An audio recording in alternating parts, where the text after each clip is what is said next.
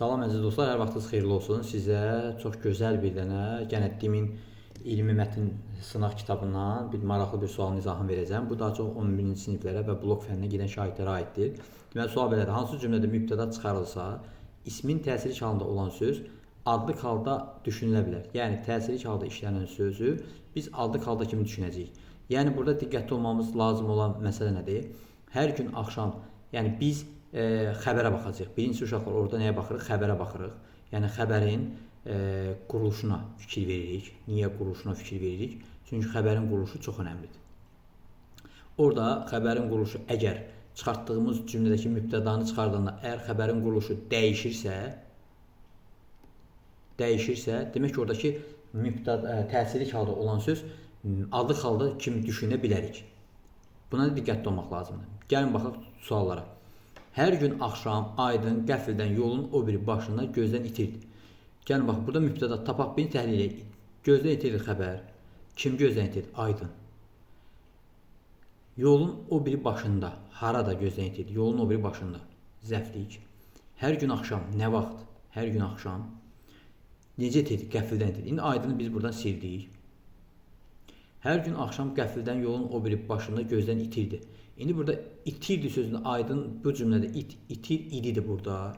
İndi biz itirdiyini belə qoysaq, itməkdən itirdi. Kim itirdi? Var mı burada? Elə bir fikir orada yaranmadığına görə birinci şərt, sualın şərti səhvdir.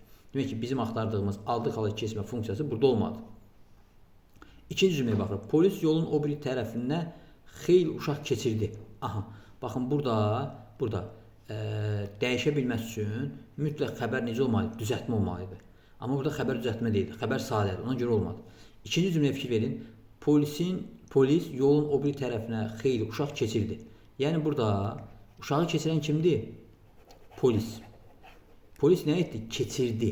Baxın, burada keçməkdən keçirdidir. Yəni düzəltmədir. Demək, kim keçirdi? Polis. Polis nə etdi? Keçirdi. Xəbər. Kimi keçirdi? Uşağı. Nə qədər uşağı keçirdi? Xeyli. Hara keçirdi? Yolun o biri tərəfinə. Zəflik. İndi biz buradan polisi silirik.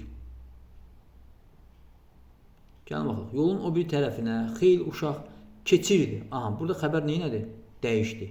O olacaq indi xəbər. Keç sözün kökü keçir idi. Demək, 2 dənə qrammatik oldu burada.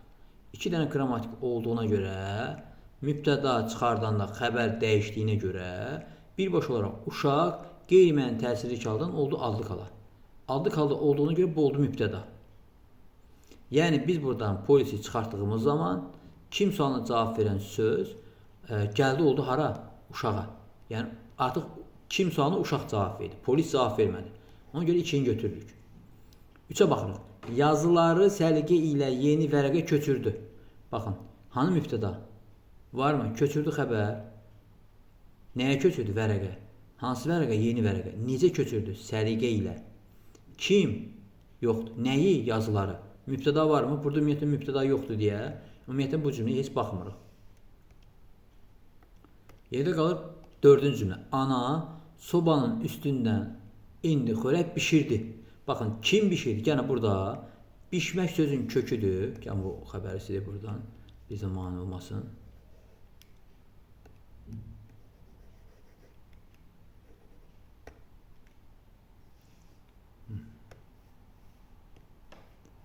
Bu da bizə bir problem yaratdı.